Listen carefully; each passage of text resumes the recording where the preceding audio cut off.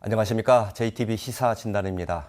총선이 1년 6개월 앞으로 다가오면서 이 선거제도 개혁이 정치권의 이슈로 부상하고 있습니다. 특히 이 연동형 비례대표제를 도입해야 한다는 이 목소리가 높은데 이 제도의 필요성 그리고 또 실현 가능성 등을 짚어보겠습니다. 김윤덕 전 의원 그리고 정의당의 권태용 위원장 두 분 모셨습니다. 어서 오십시오. 네, 안녕하세요. 안녕하세요. 예.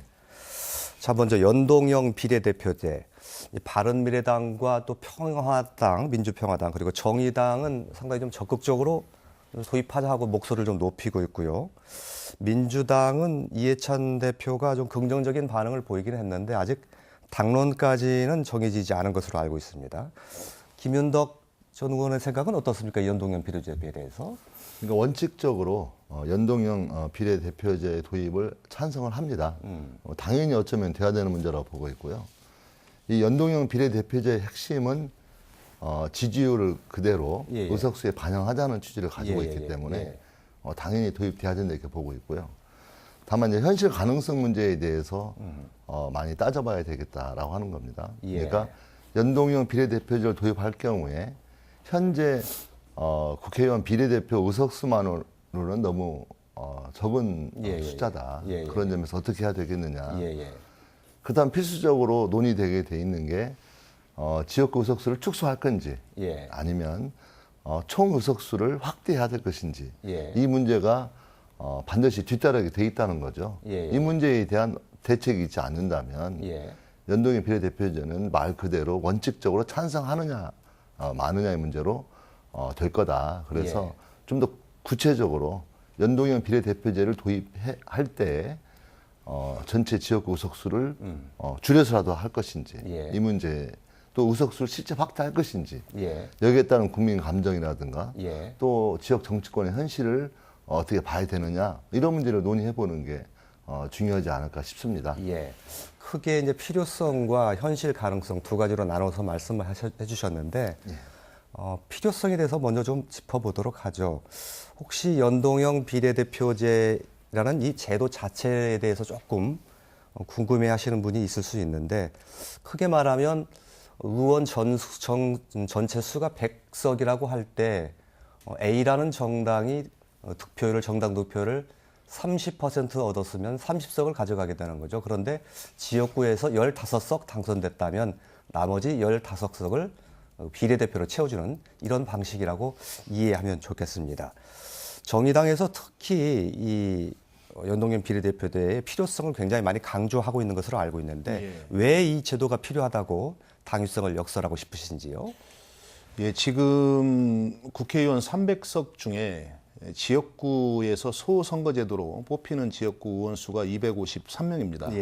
그리고 지금 비례 정당 득표율에 적용을 해서 하는 그 비례 선출수가 47석이에요.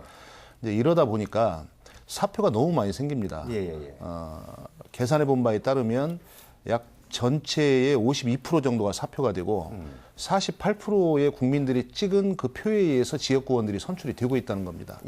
그럼 52%의 투표를 한 국민들은 누가 대변할 거냐. 이제 이런 문제가 생기고 이게 이제 국회 내의 정당 분포로 보면 사실은 이 정치라는 게 정당을 중심으로 이루어져야 정책도 장기적으로 수립할 수 있고 거기에 대한 책임 정치도 선거 때마다 국민들이 이제 투표를 통해서 가능하다는 겁니다. 근데 지금 대부분 이제 지역구 중심으로 이 사표가 광범위하게 발생하는 현행 소선거 제도에서는 결국에 개인 중심의 정치가 될 수밖에 없고 아까 말씀드린 52%의 국민들을 대변할 정당이 제대로 국회에서 활동할 수 없는 이런 상황들이 오랫동안 이어져 왔다는 겁니다. 이러다 보니까 지금까지 어찌 보면 국민의 그 이해관계의 분포만큼 그 다양한 정당 구조가 형성되는 거. 그러니까 국민의 분포와 정당의 의석 분포가 아주 닮아 있어야 그게 가장 민주적인 어떤 대의 정치가 가능하다. 근데 현재의 국회 의석 분포는 그렇지 못하다. 그런 차원에서 지금까지 어떤 양당 과점, 양당 독점 정치를 넘어서서 국민을 대변할 수 있는 어떤 대의 구조를 만드는데 가장 필요한 게 이 연동형 비례대표제다. 이렇게 말씀드리고 싶습니다. 예. 현재의 그 소선거구 체제 아래서는 1위에게 투표를 하지 않은 표 말고 나머지 투표는 다 사표가 되는 그렇습니다. 형식이 오히려 아닙니까? 사표가 더 많이 되는 예, 예. 형편이니까요. 그래서 오히려 그 사표가 더 많은 그 현상 문제가 네. 있다는 거고, 우리 지금 정치 제도가 상당히 정당의 기반을 두고 있는 그런 제도를 채택하고 있는데, 뭐 국고 보조하는 것도 그렇고요. 그렇습니다. 정당에 투표한 것이 별 의미가 없어지는 그러니까 그런 책임 상황이에요. 정치가 이루어져야 되는데 이제 이렇게 하다 보니까 국민들도 잘 아시겠지만 4년마다 정당이 사실 바뀌는, 사실 이제 이건 굉장히 정치인들에게나 국민들에게 매우 불행한 예. 정치 현상들이거든요. 예. 이런 부분들을 극복할 때가 되었다. 그렇기 위해서는 정당 득표율만큼 의석을 보장하는 예. 연동형 비례대표제를 도입할 경우에 사실은 정당이 정치의 중심이 되고 예. 국민을 가장 닮은 어떤 그러한 정치 구조가 형성된다는 차원에서 다른 나라 사례를 보더라도 특히 뉴질랜드가 가장 최근에 그 연동형 비례대표제로 선거제도를 개편을 했는데, 거기는 정치권이 하기가 되게 어려워서 국민 총투표를 통해서 예. 결정한 다음에 입법을 해 나가는 예. 그런 절차를 밟았습니다만은, 그 뒤에 뉴질랜드가 사실은 이런 정당 구조의 어떤 다당제로의 어떤 전환 이후에 경제 민주화를 이루어냈습니다. 예. 이제 그런 것들을 보더라도 저희에게 이 정치 혁신의 가장 큰 숙제가 이 선거제도 개편 문제다라고 말씀드리고 싶습니다. 예. 쉽게 얘기해서 뭐 국민의 정치적인 의사가 그대로 의석수에 반영이 돼야 되는데, 그렇습니다. 요즘의 지지율로 보면 정의당 같은 경우에 뭐 8에서 10%의 지지율을 보이고 있던데, 그 지지율 그대로 득표율로 반영이 된다면 300석 중에서 적어도 한 7, 8석 내지 한 30석 정도는 정의당 몫이 돼야 되는데, 현실은 그러지 못한 이런 측면을 좀 지적해 주신 거고요. 예. 연동형 비례제가 될 경우에 이게 다당제가 될 가능성이 상당히 좀 높아지지 않습니까? 그렇죠. 사실 이건 민주당에게 오히려 좀 불리할 수도 있는 건데, 그럼에도 불구하고 우리 김 의원께서는 좀 찬성을 하시는 편이시네요. 예, 이게 연동형 비례대표제의 필요성에 대해서는 우리 권태용 대표님께서 말씀하신 것처럼 전적으로 저는 찬성하고 있고요. 다만 이제 항상 고민은 뭐냐면 그 필요성이 어떻게 현실 속에서 구현될 것이냐라는 문제인 거죠. 그러니까 여기를 맞추면 여기가 안 맞고 여기를 맞추면 여기가 안 맞는 현상인 거죠. 그러니까 연동형 비례대표제로 되었을 경우에 국민들의 표심이 정확하게 의석수에 반영되는 건 저는 맞다고 보는 겁니다. 당연히 그렇게 돼야 한다고 보는 거고요. 근데 문제는 뭐냐? 현재 우리나라는 대통령제를 채택하고 있다는 겁니다. 예. 그 대통령제를 특히 제왕적 대통령제라고 해가지고 사실 과거에 많이 비판을 했거든요. 그 대통령제를 변화시키지 않고서는 어떤 우리나라 정치의 변화라고 하는 건 일부만 손을 대고 있는 꼴이 되는 거죠. 그렇다면 선거구제 개편이라고 하는 것은 상당히 권력 체계의 문제이기 때문에 예. 저는 대통령제를 어떻게 할 거냐와 연동시켜서 바라보지 않으면 결국 부분적인 접근이 될 거다 이렇게 보고 있습니다. 예. 그랬을 때 이 대통령제가 가진 폐해를 생각해 본다면 이걸 분권형 대통령제로 바꾸든 아니면 의원제로 바꾸든 어떤 형태는 바꿔줘야 되거든요. 예. 근데 이 현재 대통령제에 대한 변화가 실제 각 당의 이해관계이기 때문에 잘 조정이 안 되고 있습니다. 이 문제는 단순히 어떤 권력 구조 문제이기도 하지만 헌법의 문제를 좀 바꿔야 되겠다. 그래서 실제 개헌을 하자. 그렇다면 이제 때가 되었다. 그래서 개헌과 연동해서 선거구제를 바꿔줄 때 중장기적인 우리 한국 정치 제도의 근본적인 변화와 혁신을 꾀할 수 있는 건데 자꾸 한쪽으로 손대면 나머지가 안 맞기 때문에 반대하는 일이 생긴다는 거죠. 예를 들면 현재 대통령제가 바뀌지 않은 조건에서 다당제가 되었을 경우에 굉장한 전국 불안이 가져올 수가 있습니다. 그리고 그런 야당에서 계속 어떤 그 발목을 잡을 경우에는 여러 가지가 이제 복잡하게 될 가능성이 배제할 수 없는 거고요. 그런 여러 가지 현실을 고려해 볼 때 따져봐야 될 문제가 또 있게 되더라는 거죠.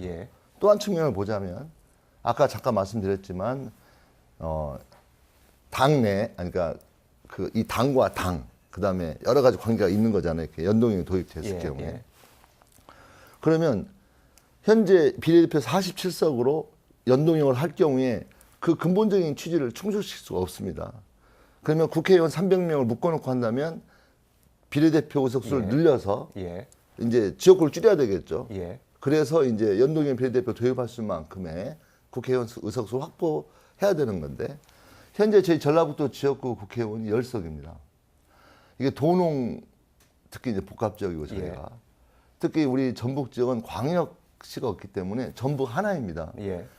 광주하고 전남은 분리되어 있는 것처럼 보이지만 사실상 정치적으로는 광주 전남이거든요. 예. 그런 조건에서 지역구석을 줄여서 전라북도 의석수가 7석 내지 6석으로 줄어든다면 사실상 광역자치단체로서의 기능을 상실하게 될 것으로 저는 그렇게 보고 있습니다. 예. 예.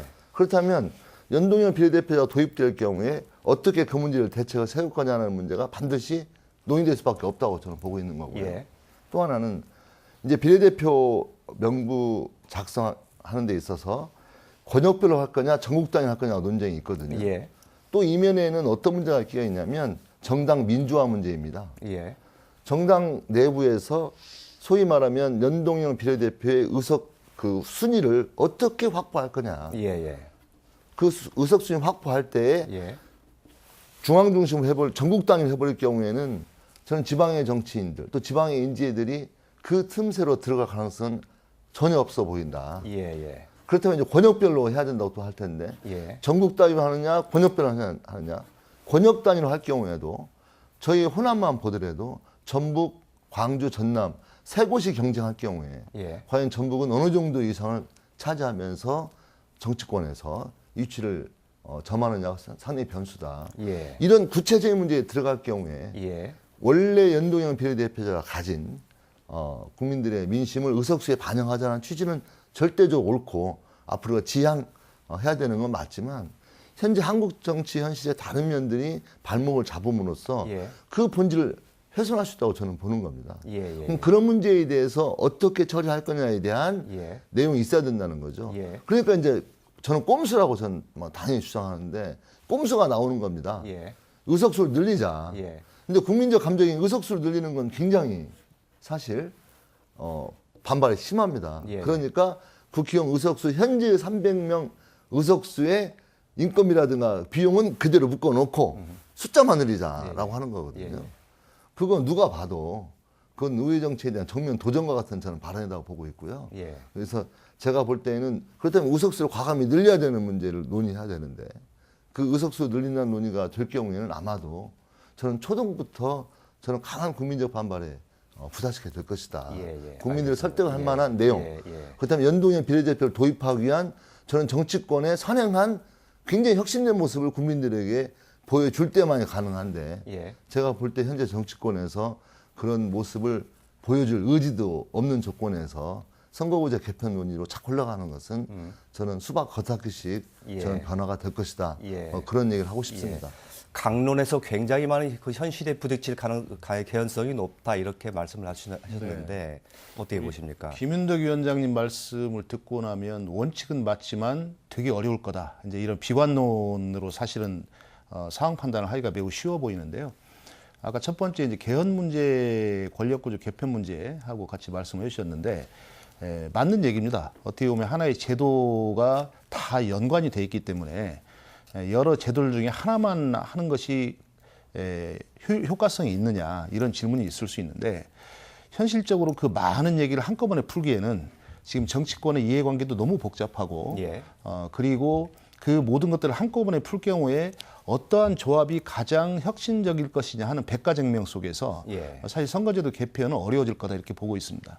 최근에 이해찬 민주당 대표께서 개헌과 선거제도 개편을 분리해서 선거제도 개편만 다룰 수 있다 이런 말씀을 하셨고 문희상 국회의장께서 국회 의석수 이제 늘릴 때가 됐다 360석 정도가 좀 적정하지 않을까 이런 말씀도 하신 적이 있어요.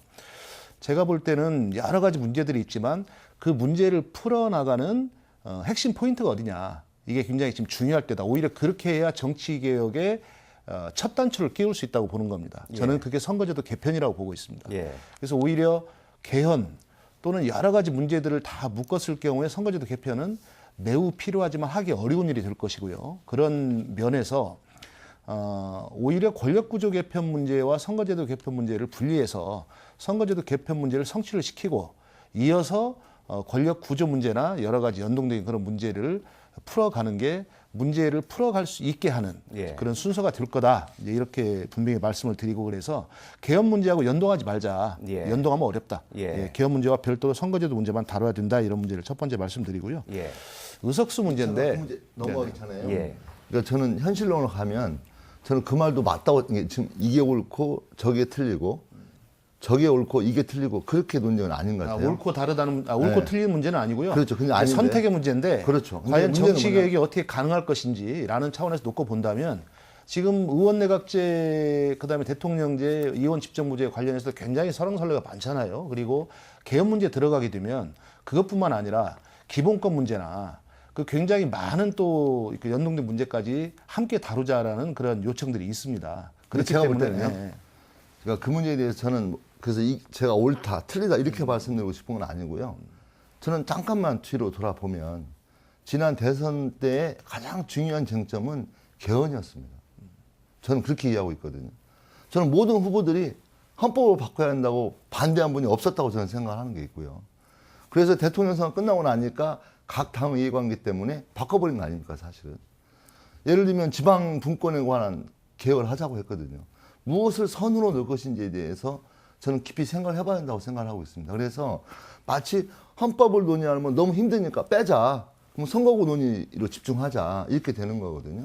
지금 우리 정의당에서 참석하시니까 지금 현재 연동형 비례대표제가 저걸 바꾸면 굉장히 중요한 게 바뀌겠구나 이렇게 생각을 하겠지만 저는 그렇게 생각합니다.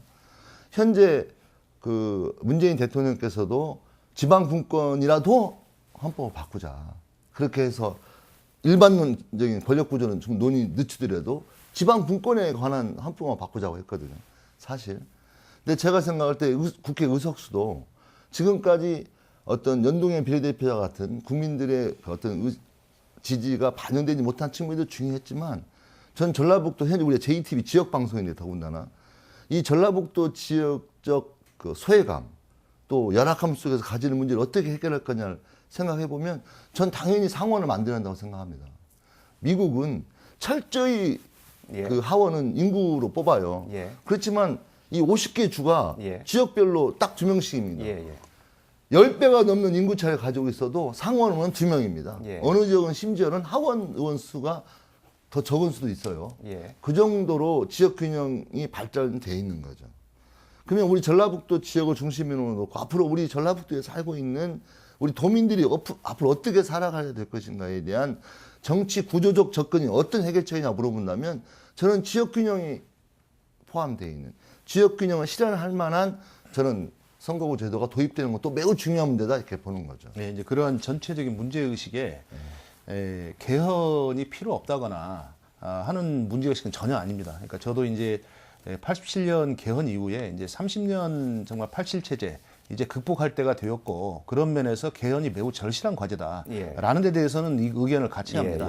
다만 지금의 국회가 그런 복잡한 문제를 수기하고 깊이 상의해서 어떤 합의를 이뤄낼 만한 이런 구조가 못 된다는 것도 지금 현실적 문제이기도 합니다. 특히 자유한국당 같은 경우 보면 정말 작은 문제에 관련해서도 국민 상식에 반하는 수준의 사실은 딴지를 걸면서 국회가 매우 비생산적으로 사실 운영이 되고 있는 것도 현실이기 때문에 이제 그런 면에서 어떻게 단추를 끼워나갈 거냐라는 말씀을 드리는 거예요. 그래서 개헌을 하지 말자 이런 게 아니고 아까도 말씀드린 뭐 상원 하원 여기까지 가게 되면 이제 결국 이제 헌법에 관한 문제까지 이제 가게 되는데 선거제도 문제를 개편하는 게 이 모든 문제를 풀어나가는 어떤 입법부의 어떤 민주성 확보라는 차원의 어떤 실마리가 될 거다 이렇게 보는 겁니다. 그러니까 잘 생각해 보면 그 많은 문제를 다 올려놓고 종합적으로 판단해서 종합적 대안을 내는 게 가장 국민에게 이로운 건 맞습니다. 근데 과연 그런 논의가 가능할 거냐?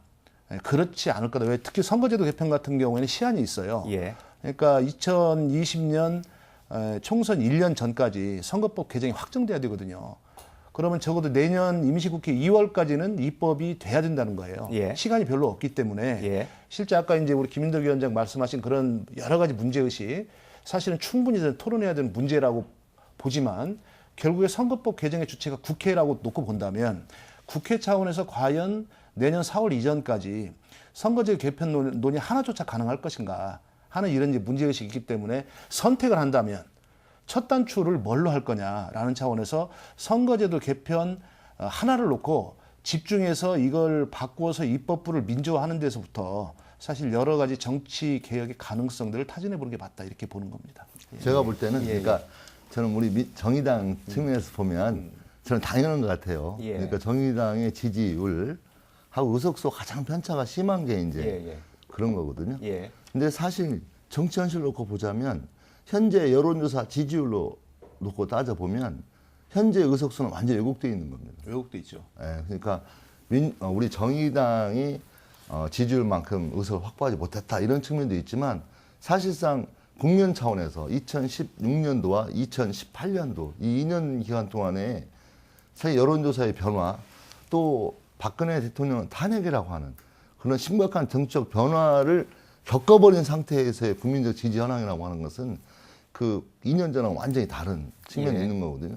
저는 오히려 이렇게 원외위원장이니까 자기 현재가 아니니까 저런 좀 한다고 할까 말을 못하지만 대통령 탄핵을 당해놨으면 저는 국회의원 총선거를 새로 하는 게 맞다고 봅니다. 그렇죠. 그렇게 해줘서 변화를 해주는 게 맞죠. 그럼 우리가 선택을 하자면 변화를 하자면 현재 국회가 너무 문제가 많이 있다. 이미 대통령 탄핵으로 이미 심판을 받아버린 그런 정치권을 바꿔줘야 맞다. 그럼 박근혜 탄핵 이후에 새로운 국민적 선택을 당들이 심판을 받아야 되는 게 아니냐라고 해가는 게 전 맞다고 봐요. 맞은데, 그러니까, 이제 그렇게까지 사실 이제 현실이 못 따라가고 있는 것도 현실이기 때문에. 그러면 제가 물어보고 싶은 게 그렇다면 현재 의석수를 늘릴 거냐 내지는 지역구를 줄일 거냐의 문제를 가서 보면 자, 그 말씀 좀 심각해지는 드릴게요. 거죠. 2016년도 총선 때 그 중앙선거관리위원회가 이 연동형 비례대표제로 법 개정을 할 것을 중앙선관위 공식 안으로 냈습니다. 권역별. 근데 그때 당시에 의석을 300석에 고정을 하고 이제 비례 의석수가 최대한 지역구 의석수와 비교했을 때 2대1 정도는 돼야 연동형 비례대표제가 가능하다는 판단을 가지고 있거든요. 그래서 당시에 중앙선거관리위원회가 지역구 200석, 그 다음에 비례대표 100석으로 이렇게 의견을 냈어요.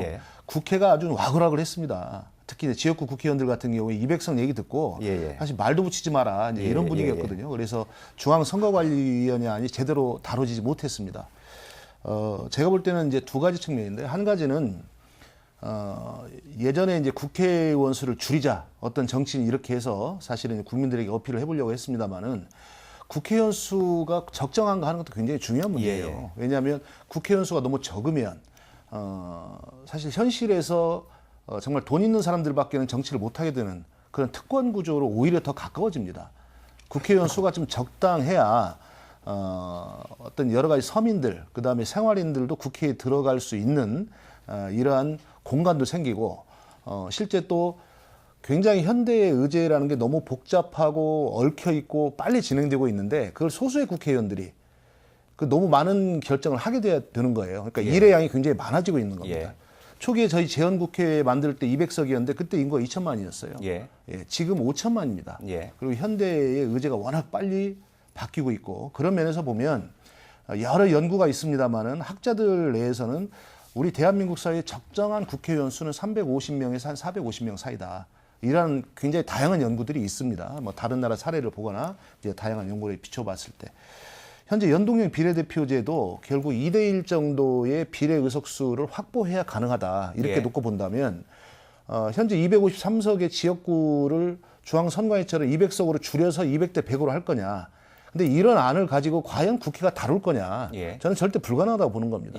그래서 이 두 가지 면에서 봤을 때 국회 의석수 확대는 불가피하다. 오죽하면 국회의장도 지금 그런 말씀을 하고 계신 거 아닙니까? 그래서 253석을 그대로 보존한다고 했을 때 적어도 여기에 상응하는 정도의 비례 의석수는 100석 이상이 돼야 됩니다. 그러면 한 360석 정도, 저희 정의당의 당론도 360석을 한번 제안 드린 바가 있고요. 그렇다면 지금 300석을 기준으로 해서 전체에 여러 가지 들어가는 비용, 이를테면 현재 이제 국회 내부의 뭐 예산 정책처라든지 굉장히 다양한 이제 지원 부서들이 이제 활동이 활발해지고 있어요. 외국 같은 경우에 보면 공동의 정책 지원 부서가 굉장히 많은 어떤 물적 지원과 인적 자원을 가지고 국회의원들을 지원을 합니다. 근데 지금은 우리나라 같은 경우에는 사실은 국회의원 개별로 이제 인력을 지금 9명까지 이렇게 해서 쓰고 있는 건데 오히려 국회 전체적으로 통합적 정책 지원 구조를 만들고 국회의 보좌관 수를 좀 줄이고 하는 약간의 변동. 그러니까 300명에 들어가는 비용의 20% 정도를 아끼고 그 20%를 가지고 한 60명 정도의 국회의원을 더 증원한다면 예. 국민적으로 봤을 때 결국 같은 비용을 가지고 한 60명 정도의 일꾼을 더 쓸 수 있는 거 아니냐. 예. 그리고 이렇게 된다면 국민 감정에 충분히 이성적으로 좀 호소를 드리면서 더 효율적인 어떤 국회의원의 어떤 숫자와 더불어서 연동형 비례대표제도 도입 가능하다. 예. 이거를 적극적으로 국민들에게 좀 매를 맞아가면서 말씀을 드리고 거기에 따라가야 될 일이 아까 말씀드린 국회 혁신에 관한 문제, 그 당연히 따라와야 됩니다. 근데 국회 혁신을 먼저 하고 예. 이런 측면에서 국회 혁신이 됐으니까 의석수 늘려주십시오. 예. 그 내년 4월까지 가능하겠습니까? 알겠습니다. 예, 예. 그러니까 그게 이제 예. 저는 그런 말씀에 대해서 논리적으로는 잘 일리가 있다고 봐요. 근데 이런 표현이 어쩔까 모르겠지만 방송에서 우리 국민들을 찌질한 사람으로 만들어서는 안 된다고 생각하는 겁니다. 이 나라의 중요한 권력의 축인 국회를 운영하는데 돈이 많이 들어가서 안 된다라고 주장하는 국민은 없습니다. 그리고 제가 우리 당을 운영하면서 당비가 1,000원입니다. 정말 큰 돈이 아니에요. 1년에 12,000원뿐이 안 되거든요. 근데 당비 1,000원을 내는 권리당원을 모집하는 게 쉬운 문제가 아닙니다. 우리 국민들이 1,000원이 많고 크기 때문에 안 내는 게 아니에요. 그 돈을 내기에는 이 당을 신뢰할 수가 없다는 겁니다. 예. 세금도 마찬가지입니다. 세금도 마찬가지인 거죠. 그러니까 국회의원 의석수가 360명이 되면 300명이 필요하다면 또 거기에 적정선으로 비용이 발생한다면 저는 국민들이 반대할 이유가 별로 없는 거죠. 문제의 본질은 거기에 돈이 들어가니까 국민들이 아까워하니까 안 내놓으려고 하니까 이걸 그대로 맞춰놓고 하자라고 하는 것은 예. 저는 알겠습니다. 굉장히 엇나간 주장이라고 보고 있는 우리 국민을 찌질한 국민을 자꾸 만들고 있다고 봐요. 그렇게 보는 개념보다는요. 사실은 이제 시간이 매우 제한된 상황에서 국회의원의 어떤 특권 이제 이런 것들에 대한 국민적 반감이 굉장히 많습니다. 예. 그리고 현실적으로 그 20%를 아껴서 60명을 증원하냐, 20%를 아끼냐 마냐의 문제가 아니고 그렇죠. 사실 20%를 아끼는 수준으로 국회 스스로가 오히려 더 아꼈으면서도 더 생산적인 국회를 만들기 위해서 노력하겠다라는 예. 그런 어떤 약속으로서도 알겠습니다. 말씀드릴 수 있다고 알겠습니다. 예, 예, 예. 연동형 비례대표제에 관련해서 어떤 현실적 걸림돌들이 있는 것인지 말씀을 해주셨는데 권력구조 개편을 중심으로 한 개헌 문제와 함께 이루어져야 된다는 주장이 있었고 또 의원 수를 어떻게 할 것이냐는 문제 있었는데 그 문제에 관해서 두 분의 의견이 약간 상이했다는 점 말씀드리고요. 한 가지만 짧게 좀 이야기하고 마무리를 짓도록 하겠습니다. 자유한국당에서요 지금 도농복합형 중선거구제 지금 김성태 원내대표가 내놨거든요. 이거 어떻게 생각하십니까? 실현 가능성이 있는 것인지 아니면 합리적인 것인지 뭔가 다른 것을 성취하기 위한 뭔가 그 제안은 아닌 것인지 혹시 어떻게 해석하십니까? 저는 이제 문제의 순서가 있다고 보는데요. 예. 그러니까 선거구제 개편하는데 무엇이 중요한 문제이냐, 어떤 측면을 고려해야 되느냐는 어떤 순서를 매겨갈 때 저는 첫 번째가 아까 우리 권태형 대표님 말씀하신 국민들의 지지율과 의석수를 일치시켜 나가는 게 저는 우선이라고 생각합니다. 예. 두 번째로는 이제 그 소선거구냐 중선거구냐 한 지역에서 한 명을 뽑을 거냐 두 명을 뽑을 거냐 세 명 이런 어떤 문제라고 보는 거죠. 그러면서 저는 이제 논의가 되어가는 게 저는 바람직하다라고 예. 이렇게 보고 있는데 실제 김성태 대표가 말씀하신 거에는 그런 전반적인 큰 축이 없어요. 예. 그러니까 그런 없이 그냥 그런 단발식 주장을 함으로써 예. 저는 오히려 선거구제 논의가 어떤 국민들이 굉장히 의심스러운 눈치를 보고 있거든요.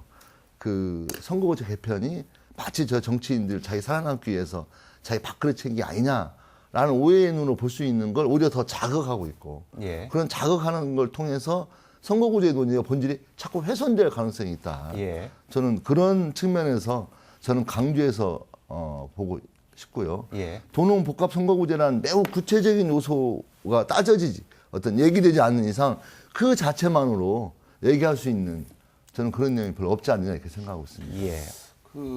예. 연동형 비례대표제의 이제 아까 문제의식은 우리 김인덕 위원장하고 일치를 합니다. 그러니까 정당 득표율만큼 의석수를 보장한다. 이제 이 전제를 확인하는 게 굉장히 중요하다라고 놓고 보고 있고요. 이걸 이제 기본으로 된다면 그럼 지역구 의원을 어떻게 뽑을 거냐? 예. 이제 지역구 의원을 뽑는 방식에 대해서 이를테면 도농복합 선거구제도도 예. 이제 그 중에 하나일 예, 텐데요. 예. 지금 자유한국당 입장에서도 굉장히 생각이 오락가락하고 있습니다. 예, 예. 어떤 게 2020년 총선에서 정말 생존할 수 있는 길일까? 이것 때문에 굉장히 오락가락하는데 자유한국당만 오락가락하는 건 아닙니다. 예. 지금 실제 국회의원들이 굉장히 많이 오락가락하고 있는 건 사실이기 때문에 결국에 정말 뭐 아닌 말로 밥그릇 때문에 고민하고 있는 것도 맞습니다. 예. 하지만 결과를 내야 되는 입장에서 보면 자 연동형 비례대표제를 전제로 한다면 예. 현재의 지역구 의원을 뽑는 소선거구제에 대해서 다른 대안이 가능한 거냐? 예. 저는 검토 가능하다고 봅니다. 예. 다만 전면적 중대선거구제는 저는 문제가 너무 많다고 생각을 해요. 예. 그러니까 지방의원들 같은 경우에 현재 기초의원들이 중선거구제를 2인의 4인을 뽑고 있는데 선거구의 크기와 뽑는 수와 비용의 문제가 있습니다. 예. 근데 이제 두 명에서 네 명을 뽑는 선거구라 하더라도 지방의원 중대선거구제는 다 지자체 안에 그 선거가 형성되지 않습니까? 그리고 비용도 어느 정도 사실은 감내 가능한 수준이다 이렇게 보여지고 있는데 예. 국회의원들 같은 경우 예를 들어 3명을 뽑는다. 전주 같은 경우에 전주가 한 선거가 될 수가 있겠죠. 예. 예를 들어서 익산하고 군산을 합치면 한 선거가 될 수가 있겠죠. 예. 그럼 나머지 군단이 어떻게 할 거냐? 예. 그거 다 알겠습니다. 묶어버릴 거냐? 예. 이런 면에서 보면 특히 농촌의 인구가 매우 적고 대략 한 선거구가 20만 명 기준으로 위아래로 3분의 1씩 부치거나 뺄 수 있거든요. 이렇게 놓고 본다면 도농복합 선거구제는 대도시에는 중대선거구제를 하고 농촌에는 지금 소선거제도를 하는 제도라는 거기 때문에 전체 연동형 비례대표제를 합의한다는 전제 하에서 도농복합 선거구제도 검토해 볼 수 있다 이렇게 생각합니다. 알겠습니다. 아니 잠깐만 그러니까 예. 그럼 구체적인 안이 지금 짧게 부족한데. 좀 정리하셔야 되겠습니다. 그러니까 도농복합의 큰 틀입니다. 구체적인 게 아니고. 큰 제가 좀 더 틀에서 말씀을 드리면 도시 안에서는 그러니까 도농복합 선거제도 여러 가지가 있을 건데 예를 들면 그러니까 김성태 원내대표가 말씀하신 도농 이 복합 선거구제에 대한 구체적 내용이 부실하다는 거예요. 그렇죠. 그건 그러면 맞습니다. 어떤 문제가 생기냐면 그러면 전주, 익산, 군산 도시는 중대선거로 뽑습니다. 농촌으로 가면 소선거로 뽑아요. 그러면 그 규모가 예를 들면 지역구 의원 전체 대비 따져볼 때 그러면 임시, 순창, 남원, 무진장 6, 7개를 합체 하나를 뽑는 게 되는 그렇죠. 거죠. 이런 문제가 있기 때문에 도농복합 선거제도는 농촌에서는 소선거제도를 유지하자는 거예요. 그러니까요. 소선거구제 할 때 그 현재 소선거구에서도 그 무진장, 완주, 무진장 이 4개의 지역에서 한 명을 뽑습니다. 현재 그렇습니다. 가운데 가면 5군에서 하나를 뽑는 거예요. 그러면 알겠습니다. 의석 어떤 조정이 되지 않으면 논의할 수 있는 구체 그런 근거가 얘기되지 않으면 알겠습니다. 예. 도농복합 선거구제는 그야말로 이렇게 알겠습니다. 그냥 그런 형태가 좋죠. 그러니까 헌구된 연동형 비례 선거제도를 도입한다는 전제 하에 놓고 본다면 도농복합 선거제도 굉장히 다양한 유형이 있을 거거든요. 저는 예를 들면 서울, 부산 등 광역시를 대상으로 해서는 중대선거구제를 하고 그렇지 않은 곳은 소선거구제를 할 수도 있는 것도 도농복합 선거제도의 하나의 유형일 수도 있는 거거든요. 그런 차원에서 연동형을 한다는 전제 하에서도 사실상 전주 같은 경우 있잖아요. 광역하고 특별시만. 그렇죠. 그러니까 광역시, 특별시, 전주와 같은 중소규모 도시로 보이지만 한 도를 대표하는 도시예요. 여러 형태가 있거든요. 수도권에 가면 실제 그 큼직한 도시가 많습니다. 그럼 그 도시는 그 광역 단위로 해가지고 광역시라는 이름으로 그 도농복합 아까 말했던 그렇게 하고 나머지는 소송한다는 건 안 맞는 거죠. 알겠습니다. 예. 얘기를 좀 정리를 해야 될 것 같습니다. 오늘 두 분 얘기가 생각보다 많이 뜨거워서요. 생각보다 좀 길어졌는데 들으셨으면 알겠지만 이 연동형 비례대표제 원칙과 그리고 현실 사이에서 또 그리고 각 정당 간의 이해관계 또 각 국회의원 같은 정치인들 사이의 이해관계가 상당히 복잡하게 얽혀서 상당히 풀기가 쉽지 않은 문제이다라는 것을 느끼셨을 겁니다. 이제 그럼에도 불구하고 이 개헌문에 못지않게 이 선거제도의 개혁은 매우 중대하다는 그런 문제 제기가 있습니다.